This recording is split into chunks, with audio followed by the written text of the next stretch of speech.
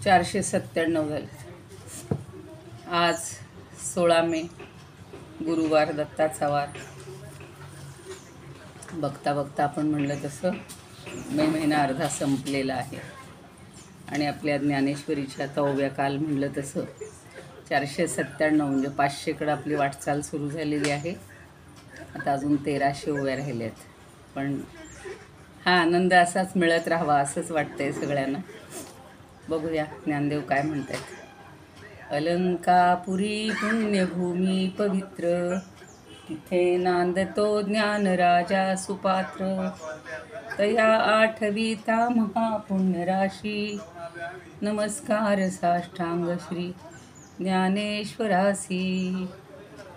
वेदान वेदविदामहो पशुमुखात, प्रोच्चार्य सर्वे स्मिताः. कृत्वा लौकिक भित्तिका प्रचलनं, योगी समुद्बोधितः. गीता ज्ञानमलौकिकं प्रकटितं, विश्वाय शान्तिप्रदं.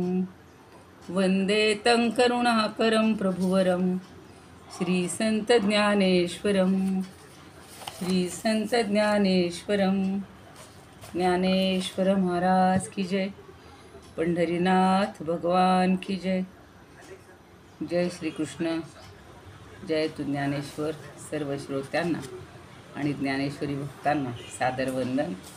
नव्यानं कोणी उपस्थित झाले असतील तर त्यांचंही स्वागत आहे. आणि दासबोधाच्या ग्रुपसाठी ज्यांनी कोणी विचारलेलं होतं तर एक लिंक मी आपल्याच ग्रुपवर पाठवून देईन. म्हणजे ज्यांना कोणाला जॉईन व्हायचं आहे त्यातल्या फक्त त्या निळ्या रेघेवर क्लिक केलं की तुम्ही सगळे आपणहून जॉईन व्हाल. हा क्लास संपल्यावर मी ते बघीन त्यांनी पाठवलं असेल तर सगळ्यांना पाठवून देईन. आणि सकाळी ज्या ताईंनी सांगितलं होतं त्यांचं नाव मला परत एकदा पाहिजे होतं.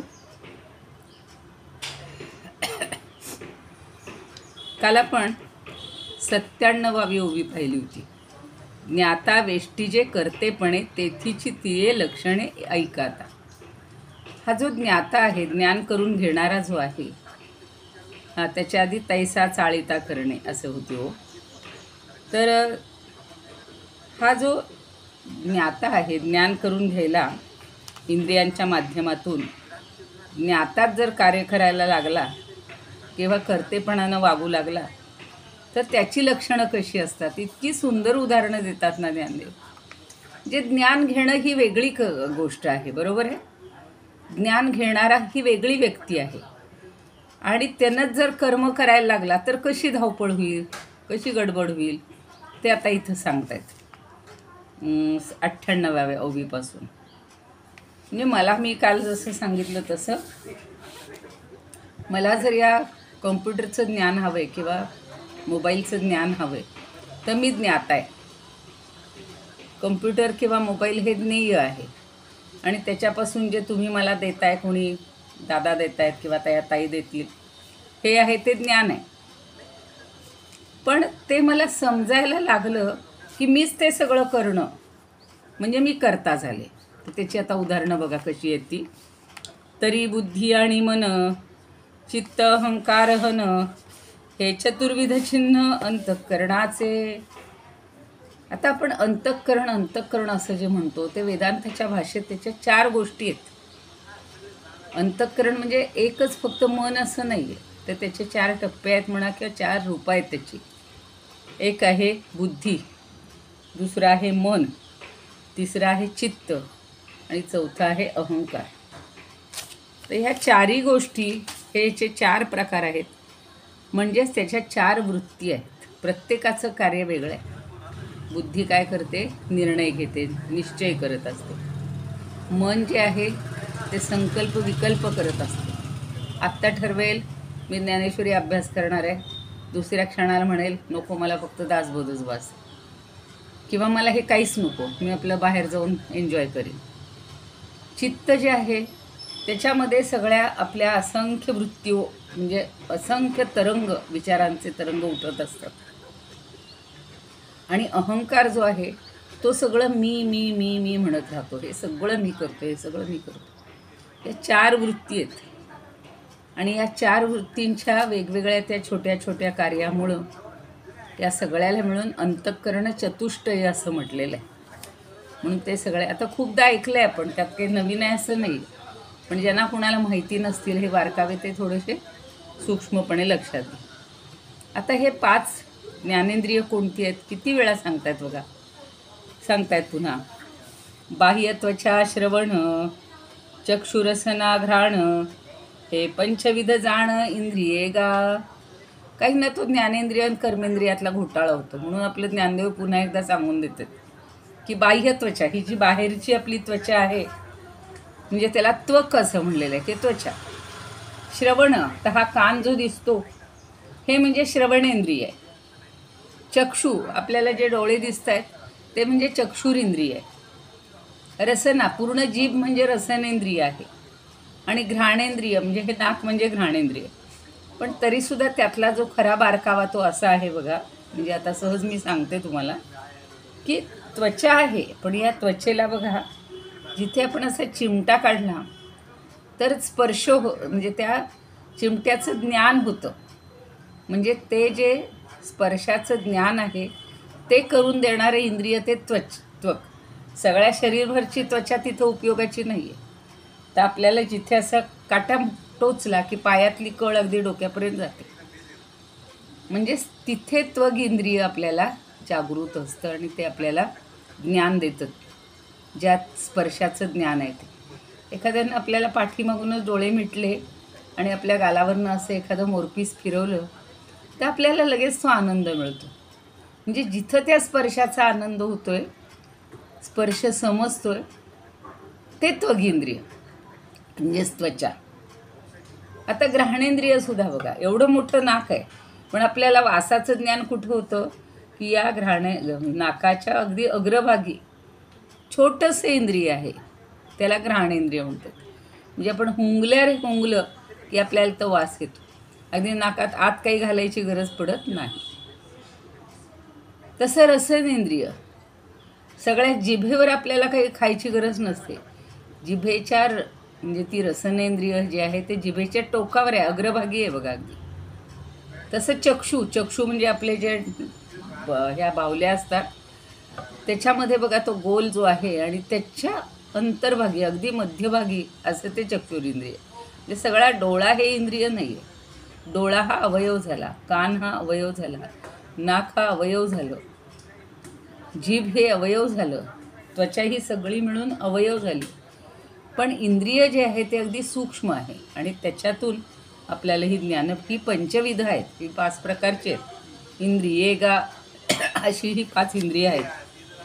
आता ते पुन्हा सांगतायत. ते था तुले तव करणे, करता कर्तव्या घे उमाणे, मग तै जरी जाणे सुखा येते. आता ही जी 5 इंद्रिय आहेत ही काय होतात तर आतुले तव करणे, म्हणजे जो कर्ता आहे तो काय करतो तर या अंतःकरण चतुष्टयानं करता कर्तव्या घे उमाणे, उमाणे म्हणजे स्फुरण. तो जो कर्ता आहे तो काय करतो तर काहीतरी करण्याचं स्फुरण घेतो, कर्माचा विचार करतो या अंतःकरण चतुष्टयाच्याद्वारे. कोणत्या अंतःकरण चतुष्टय? बुद्धी, मन, चित्त आणि अहंकार. आणि मग ते कर्म बघा आता, मग ते जरी जाणे सुखा येते. आणि मग जर ते कर्म सुखकारक झालं, सुखकारक वाटलं तर काय करतो तो, ते पुढच्या ओळीत सांगितले. म्हणजे अगोदर ह्या 4 अंतःकरण चतुष्टयांच्याद्वारे पहिल्यांदा ते काम विचार करतं की काय करू मी, तो संकल्प करू, विकल्प करू का निर्णय घेऊ, का मनामध्ये सगळे जे विचार येत आहेत त्याचाच विचार करू, का मी केलं असं हे सगळं जाणवतंय. तर ह्या सगळ्याचा विचार करता जे मी कर्म करणार आहे ते मला सुखकारक होईल असं जर वाटलं तर अर्धीच ओवी येते ते. सुखा येते तरी बाहेरिले तियेही, चक्षुरादिके दहाही, कुठो निलवलाही व्यापारा सुये. फार छान सांगितले आहे. भाषा थोडी अवघड आहे मग ते काय करतात, तसे बाहेरीले तिये, तशी ही सगळी जी इंद्रिय आहेत, 10 ही इंद्रिय, ती तात्काळ तो काय करतो, नेत्रादी सगळी चक्षुराधिके म्हणले. नेहमी इंद्रियाची सुरुवात चक्षूपासून असते. तर चक्षुराधिके म्हणजे चक्षु इत्यादी इंद्रियांना तो काय करतो, उठवूनी लवलाही, लगेच तो जागा करतो. आणि व्यापारा सुये, सुये म्हणजे प्रवृत्त करू, कामाला लावतो. आणि तो कर्म करायला कामाला लावतो.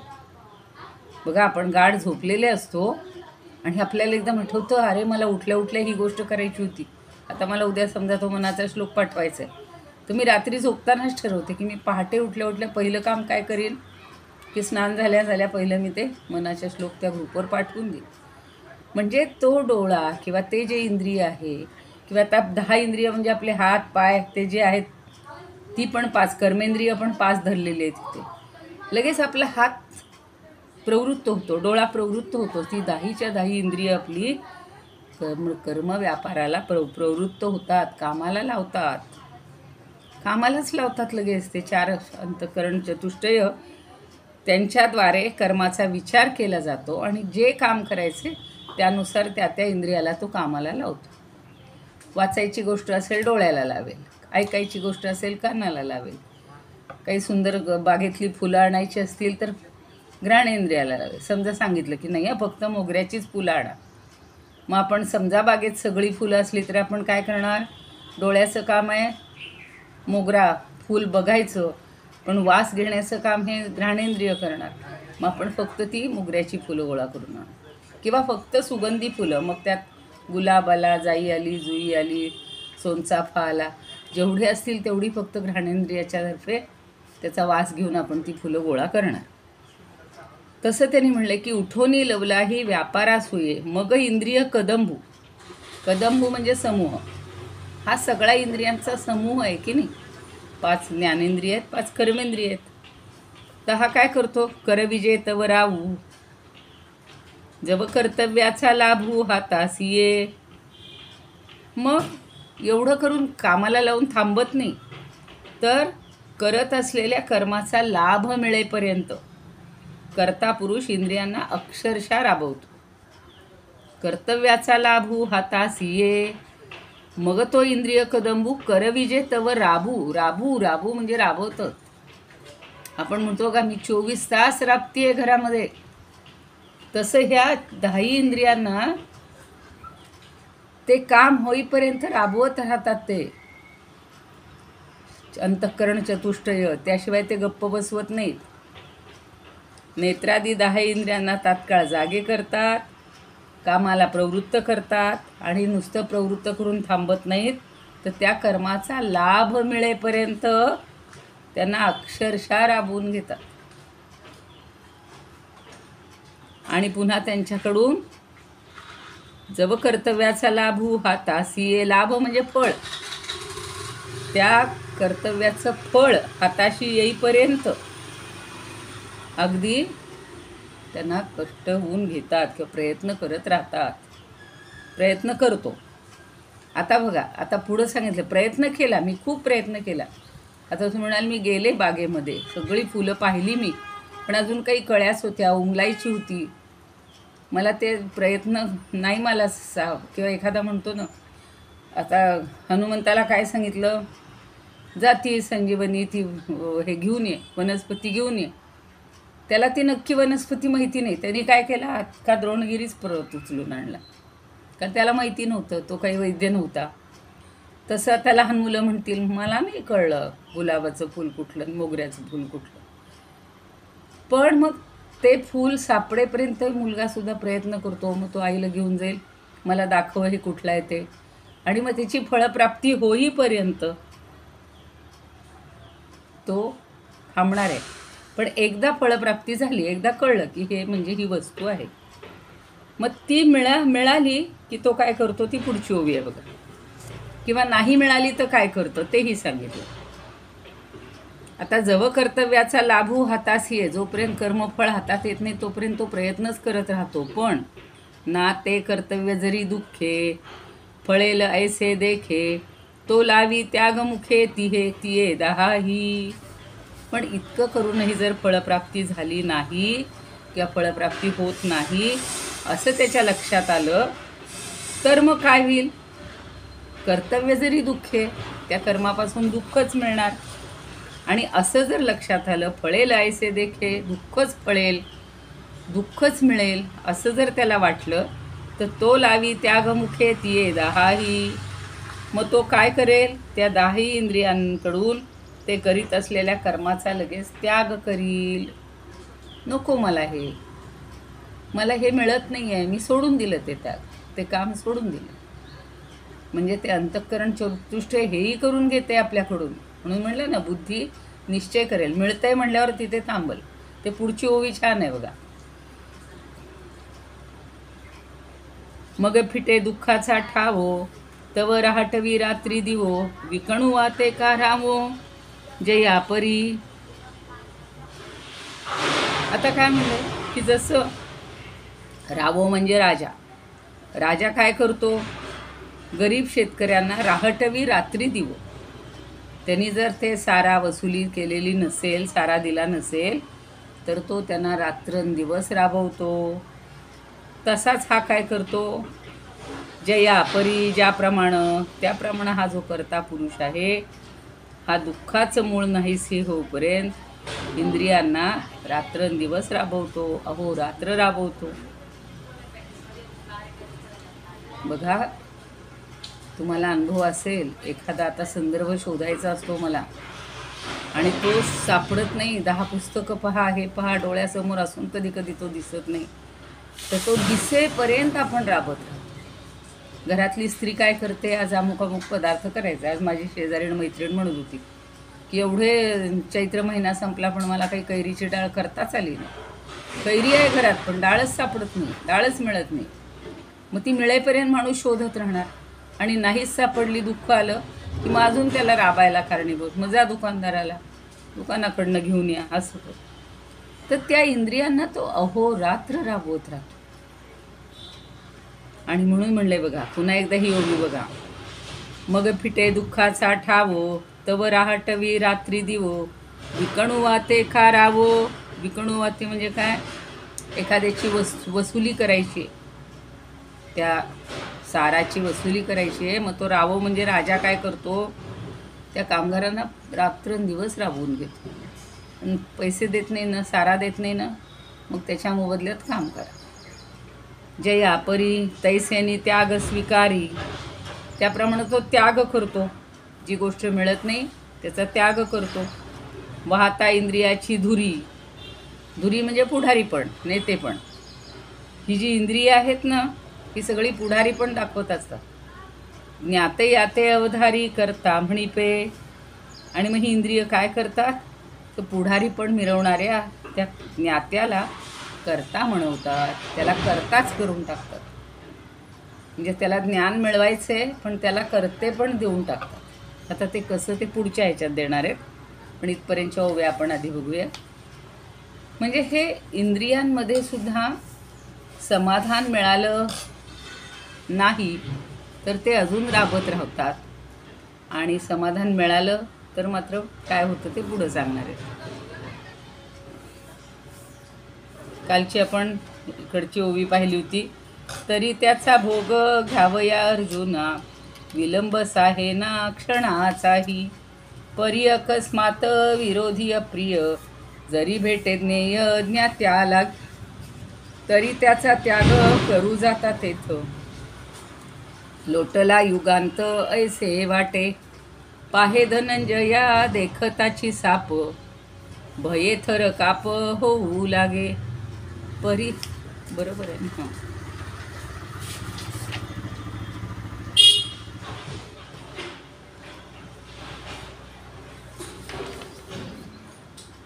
परिरत्नहार दृष्टी पडताच.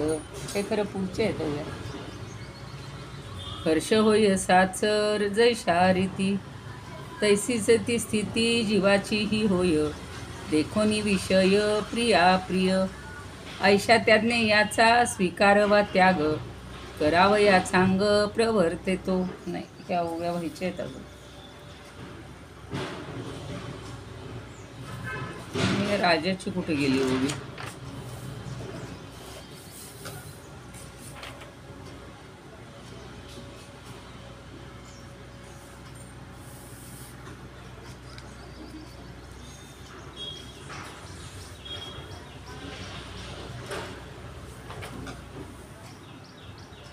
काल खूण करताना माझ्या हातून सुटली.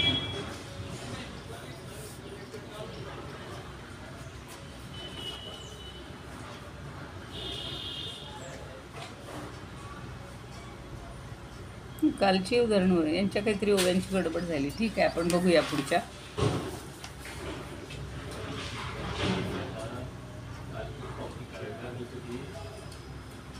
म्हणून या ज्ञाता ज्ञेय ज्ञान देत कर्माची प्रेरक होती तिनी. सुदैवे करोन परितेची ज्ञेय जरी प्रिय होय ज्ञात्या लागी. परी त्याचा भोग घ्यावया अर्जुन विलंब साहे ना क्षणाचाही. परी अकस्मात विरोधी अप्रिय आहे इथं बरोबर. जरी भेटे ज्ञेय ज्ञात्या लागी तरी त्याचा त्याग करू जाता तेथ. लोटला युगांत ऐसे वाटे. आता आपल्याला जी वस्तू हवी आहे ती जर मिळाली नाही, आता बघा इथे काही वेळेला पाणी खोदण्यासाठी बोरिंग खोदत राहतात बघा, आणि एक ठरवतात की बा 100 फुटावर मिळेल. 100 फूट झाले, 200 झाले, 300 झाले, 400 झाले, तरी जर पाणी आलं नाही, लागलं नाही, तर लोक काय करतात, ते खोदणं, बोरचं काम करणं ते सोडून टाकतात. तसं आपल्याला मगाशी मी म्हटलं तसं मला गुलाबाची फुलं हवी, पण ती नाही मिळाली तर मी किती फिरणार? माझ्या बागेत पाहिली, नाही मिळाली, बाजारात गेले, बाजारातही नाही मिळाली, मग सोडून टाकतो आपण फिरणं. मुद्दाम आपले जे ओळखीचं आहे ते उदाहरण देते. तर म्हणून ते तेच सांगत आहे की परी अकस्मात विरोधी प्रिय जरी भेटेल नेय त्या यागी. आणि आपल्याला नको आहे ती वस्तू जर मिळाली तर ती सुद्धा आपल्याला नको असते, मग ती पण आपण स्वीकारत नाही. एखादं म्हणाल घ्या हो, त्याच्याऐवजी ही झेंडूची फुलं घ्या, 5 किलो घ्या. नाहीत आज गुलाबाची फुलं बाजारात, काय करायचं? पण आपण म्हणणार नाही, आम्हाला झेंडू आज नकोच आहे. आणि त्या दसऱ्याच्या वेळेला किंवा दिवाळीच्या वेळेला भले एवढी गुलाबाची फुलं कोणी आणून दिली तरी लोक म्हणतील नाही, आम्हाला झेंडूच्याच माळा करायच्या. म्हणजे जेव्हा जे पाहिजे, जे आपलं उद्दिष्ट आहे ते मिळालं नाही तर मनुष्य लगेच त्याच्याबद्दल थोडासा नाराज होतो की तिथून पाठ फिरवतो. आणि कर्तयाच्या सर्व कर्मी नाही, बरोबर. आणि कर्तयाच्या सर्व कर्मी आहुतांची या परीक्षमी. म्हणून इंद्रिया ते आम्ही करणे म्हणो. आता कर्तयाच्या म्हणजे कर्त्याच्या, बरं, म्हणजे कर्मसिद्धीस जाण्याकरता सगळ्या दिशांनी 10 इंद्रियांचा कसा वापर केला जातो? आऊताची यापरी. आऊत माहिती आहे ना, याच्यामध्ये शेतात आऊत लागतो नांगरायला, तर तो इंद्रियांचा आऊतासारखा वापर करतो. आणि ती इंद्रिय काय होतात? म्हणून इंद्रिया ते आम्ही करणे म्हणून. करण म्हणजे साधन, म्हणून आम्ही त्या इंद्रियांना कर्त्याची साधनं म्हणतो, किंवा ती कर्त्याची साधनं होतात, म्हणून आम्ही त्याला करणे म्हणजे साधने अशा अर्थी करणे शब्द वापरलेले. आपण म्हणतो ना पोळ्या करणे, तो करणे शब्द इथं नाही आहे. पोळी करण्याचं साधन म्हणून काय काय आहे? पोळपाट आहे, लाटणं आहे, तवा आहे, कणिक आहे, सगळी साधन आहे. तर ती साधनं, तर इथं आता त्यांनी काय सांगितलं की 10 इंद्रियांचा अवतासारखा जेव्हा तो वापर करतो कर्मसिद्धीत जाण्यासाठी हा करता, आणि ती इंद्रिय कर्त्याची साधनं होतात, म्हणून या इंद्रियांना करणे असं म्हटलेलं आहे. सगळी शास्त्रीय भाषा पण आहे आणि व्यवहारातली उदाहरणं पण दिलेली आहेत. आणि हेची करणेवरी करता क्रिया ज्या उभारी या व्यापेथे अवधारी कर्म येथे. आणि मग ही सगळी करणं म्हणजे साधनं. तर ही जी सगळी साधनं आहेत, इंद्रियांच्या साधनांनी करता ज्या ज्या क्रिया करतो आणि त्या क्रियांनी जे जे ग्रासतं किंवा पूर्णपणे व्यापून टाकतं त्याला कर्म म्हणतात. आता डोळ्याने आपण बघण्याचं काम करतोय, कानाने ऐकण्याचं काम करतोय. एकाच वेळेला बघा, आता मी बोलतीये, वाणी माझी बोलण्याचं काम करते, तिकडे आमच्या इथं काम चाललेलं आहे त्याचा सारखा ठणठण करण्याचा आवाज येतोय, एकीकडे कोणतरी टी व्ही पाहत असतो ते सगळं चालू असतं, समोरून कोणीतरी भाजी विकणारी जात असते. ही सगळ्या इंद्रियांना सगळीकडनं, आणि कोणीतरी छान घरात काहीतरी खाद्यपदार्थ घेऊन येत आहेत किंवा बनवत आहेत त्याचाही वास येतोय. म्हणजे एकाच वेळेला सगळ्या इंद्रियांना कामाला लावण्याचं काम झालेलं आहे. आणि हा जो कर्ता आहे हा सगळ्या क्रिया करत असतो. आता त्याच्यासाठी पुन्हा काही उदाहरणं देतात की ज्या ज्या क्रियांनी, त्या क्रियांनी जे जे ग्रासलं जातं, म्हणजे कर्ता जो आहे तो जे जे कार्य करतोय, जी जी क्रिया करतो, त्या क्रियांनी जे जे पूर्ण ग्रासलं जातं आणि पूर्णपणे व्यापलं जातं त्याला कर्म म्हणतात. आता मोठाली कर्म घ्या, डोळ्यासमोर कारखान्यातली घ्या किंवा आपल्या घरातलीही घ्या, मोठ्या प्रमाणावर कार्य करायचं असेल तर. आता समजा उद्योजक आहे, आता आमचा एक आहे ओळखीचा, त्यांनी आता त्या पुण्याच्या एक्सपोमध्ये भाग घेतलेला आहे. तर तो जे जे पदार्थ बनवून तिथे नेणार त्या एक्सपोमध्ये, त्याचं एका दिवसाचं भाडंच आहे 35,000 रुपये. म्हणजे त्याच्यासाठी त्याला किती प्रमाणावर करावं लागणार, किती क्रिया कराव्या लागतील. आधी तो कच्चा माल आणून द्यायचा, त्याची भाजणी असेल तर भाजणी करायची, मग किती लोकांना कामाला लावणार, तशी आपली इंद्रिय सगळी कामाला लागतात. आणि मग ती पुन्हा सगळं ते त्याच्यामध्ये घाला, गाड्यांमध्ये घाला, तो माल न्या. म्हणजे हातानेही कामाला लावलं, पायानेही कामाला लावलं, अशी ही सगळी इंद्रिय ज्या ज्या क्रिया करतात आणि ज्या ज्या क्रियांनी ते ग्रासून जातं त्याला ते कर्म असं म्हणतात. कर्म म्हणजे एकच आहे का हो, स्वयंपाक करणे. तर स्वयंपाकामध्ये किती गोष्टी येतात. ती जी गृहिणी आहे ती 2 तास 4 तास राबत असते, काहींचा अर्ध्या तासात ठेवतो, माणसं कमी असतील कमी. सणासुदीचा महत्त्वाचा पाहुणे आले, स्वयंपाक असेल तर तो बराच वेळ. मग ती जेवढ्या क्रिया करतो आपण, मी आता त्याची यादी नाही सांगत, सगळ्यांना माहिती आहे, तर त्या सगळ्या क्रिया म्हणजे कर्म आहे. आणि ते कर्म कोण करते, ही सगळी 10च्या 10 इंद्रिय करत असतात. आणि ही 10 इंद्रिय त्या अवतासारखा वापर त्याचा हा कर्ता जो आहे, कर्ता म्हणजे समजा मी असेन किंवा तुम्ही असाल, तर आपण त्या सगळ्या इंद्रियांकडनं काम करून घेतो, पूर्ण राबवून घेतो त्याला. एखादं बघा, कधी कधी असं रात्री आपण थकून जातो, आपण म्हणतो आता मला झोप यायला लागली, सगळे म्हणतात डोळ्याला पाणी मारा, पण एवढं हे काम पूर्ण व्हायलाच पाहिजे. उद्या समजा लग्न आहे, एवढे ते 1000 पुढे बनवायचे आहेत किंवा आहेराची सगळी पाकिटं तयार करायची नाही, हे आज झोपून चालणारच नाही आहे. करा, पूर्ण सगळ्या क्रिया करून घेतो म्हणजे घेतोच.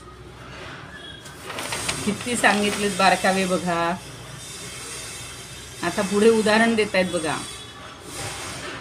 आणि हेची करणेवरी करता क्रिया ज्या उभारी, त्या व्यापे ते अवधारी कर्म येथ इथपर्यंत झालं. आता सोनाराची या बुद्धीने लेणे, व्यापे चंद्र करी चांदणे, का व्यापे वेल्हाळपणे वेली जैसी. आता 3-4 उदाहरणं दिली की सोनाराची या बुद्धी लेणे. आता सोनार जो आहे त्याच्या बुद्धीनं सगळा दागिना व्यापलेला असतो. त्या दागिन्यात कसं डिझाईन करायचे, कुठं ठिपका द्यायचा आहे, कुठं त्याला वेल काढायची, कुठं कोणतं डिझाईन करायचं, हे सगळं सोनाराच्या बुद्धीनं तो दागिना व्यापलेला असतो. चंद्रकिरण म्हणलं की चंद्र जो आहे तो चंद्राचं चांदणं सगळं व्यापून टाकतं. म्हणजे चंद्रकिरण ही चांदण्याला व्यापून टाकतात.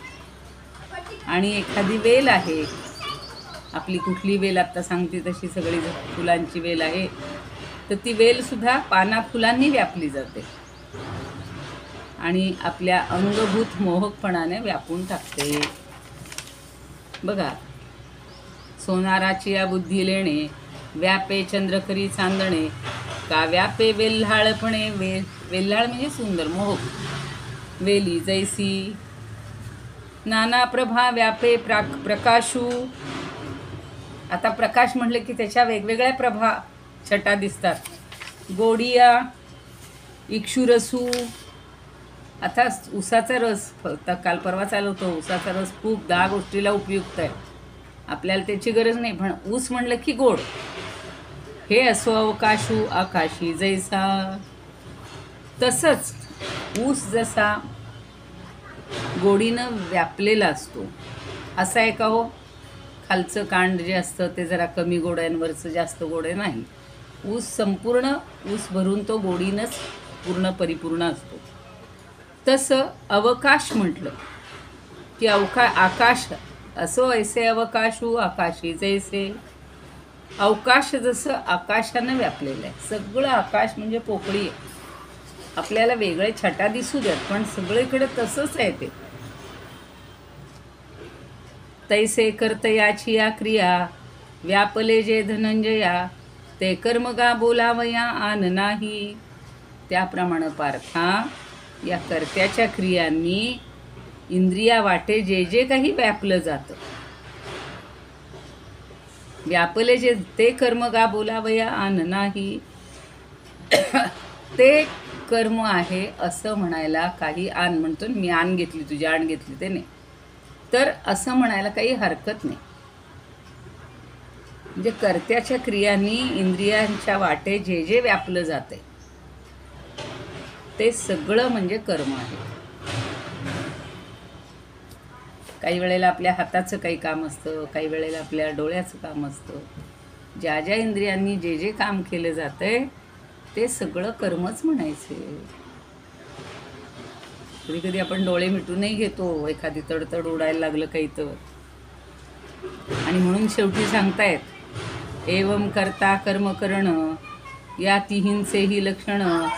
सांगितले तुझं विचक्षण शिरोमणी. अरे तू शिरोमणी आहेस, हुशार आहेस, बुद्धिमान आहेस. मग मी तुला आता काय काय सांगितलं? करता कसा असतो, कर्म कसं असतं आणि करण कसं असतं. करणचा अर्थ सगळ्यांना कळला असेल. करण म्हणजे साधन, इंद्रिय. इंद्रिय हे इथं करण आहे.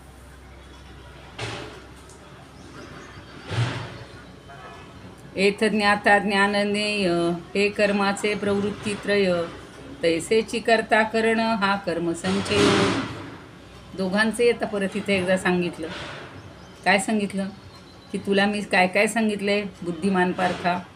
करता, कर्म, करण या तिहींची लक्षणं सांगितली. आता ज्ञाता, ज्ञेय आणि ज्ञान. या ज्ञाता ज्ञान ज्ञेय हे कर्माला प्रवृत्त करणारे त्रिकूट आहे. तसंच कर्ता करण कार्य हे याला कर्मसंचय म्हणतात किंवा हा कर्मसमुदाय आहे. कर्म म्हणल्यावर तिथं कर्ता असलाच पाहिजे, करण असलंच पाहिजे आणि कर्मही व्हायलाच पाहिजे. म्हणजे कर्ता, करण आणि कार्य या 3 गोष्टीला कर्मसंचय म्हणायचं. फक्त कर्ता असून चालेल का हो? किती वेळा कालही मी सांगितलं तुम्हाला. नुसता कर्ता इथं आहे, पण इथं लोक म्हणतात काय करावं. ते बघा कामवाल्या वगैरे आल्यावर म्हणतात पहिलं सांगा काय काम करायचं. किंवा आपल्या मदतीला येतात 10 लोक येतात लग्नाच्या वेळेस, आम्हाला वाटून द्या काम. मग त्यांना द्यावं लागतं की हे ह्याचं काम तू कर, हे तू हे कर, हे कर, हे कर. कालही मी सांगितलं. म्हणजे कर्ताही हवा आहे, त्याला लागणारी साधनंही हवीत आणि काय करायचं हे कर्मही व्हायला पाहिजे. नाहीतर मग काय नुसता कर्ता असून का उपयोग आहे, नुसती साधनं असून का उपयोग आहे. आणि हे कर्म करायचे ते कर्म होईल कधी? या 2-3 गोष्टी असतील तेव्हा त्याला कर्माचा समुच्चय असं म्हणतात. आली वेळ संपत.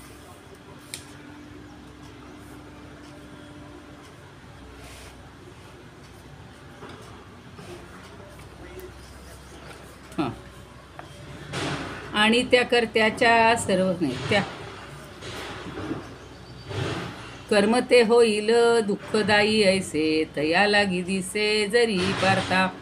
तरी सर्वेंद्रिया लागी तोची मग लावी कर्म त्याग करावया. दिन खेडूताचा चाले जैसा छळ कराया वसूल शेत सारा. तैसे इंद्रिया ते राबवितो वरी, दुःख ते जोवरी फिटले ना. त्यागवा स्वीकार कराया ह्या परी, होय तो पुढारी इंद्रियांचा. तेव्हा ऐकेत या ज्ञात्या लागी प्राज्ञा, करता ऐसी संज्ञा देती येथे. आणि त्या कर्त्याच्या सर्व कर्मी जाण, आऊता समन इंद्रिय येती. आऊता शब्द वापरले मगाशी, हत्यार. म्हणून यात या इंद्रिया ते साच, करण ऐसीच संज्ञा देऊ. त्याही इंद्रियाच्या योगे धनंजया, करता येथे क्रिया उभारी ज्या. त्या त्या क्रिया मागे मात्रे व्यापिले जे जाय, तेची कर्म होय सुनिश्चये. थांबूया आता इथेच, काय होईल अजून एखादं होईल. सुवर्णकाराच्या बुद्धीने साचार, व्यापे अलंकार जैशा रीती. नातरी चंद्राचे शीतल किरण, टाकीती व्यापून चांदिण्याते. विस्तारकी जैसा व्यापितो वेलीस, किंवा प्रकाशास प्रभा जैसी.